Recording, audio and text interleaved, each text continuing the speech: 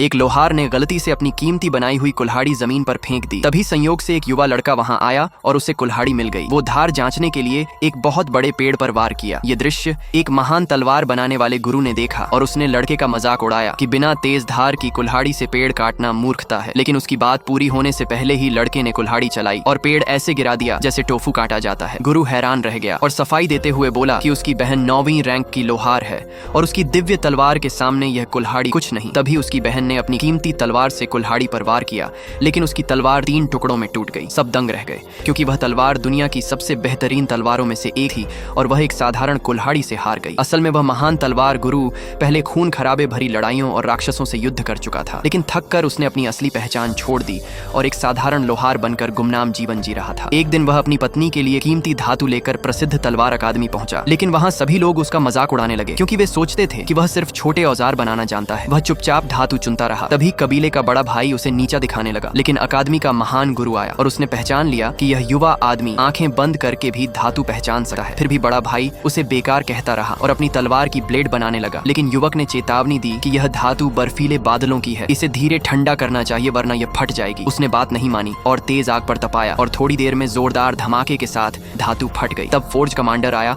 और गुस्से में बोला कि इस गलती का नुकसान पूरा अकादमी को अपनी खदान देकर चुकाना होगा, जिससे वे बर्बाद हो जाते। इसलिए उसने चुनौती दी कि अगर वे एक दिव्य तलवार बना दें तो हर जाना माफ होगा। मजबूर होकर गुरु ने हाँ कहा और उस शांत युवक को तलवार बनाने के लिए कहा। जैसे ही युवक ने हथौड़ा उठाया, आकाश का रंग बदल गया, बिजली गड़गड़ाने लगी और पलक झपकते ही उसने दिव्य तलवार बना दी। उसे उठाते ही बादल फट गए, सुनहरा ड्रैगन उभरा और एक ही वार में पत्थर 2 हिस्सों में कट गया। सभी स्तब्ध रह गए और तब सब समझ गए कि जिसे वे हमेशा बेकार समझते थे वह असल में एक महान दिव्य लोहार था।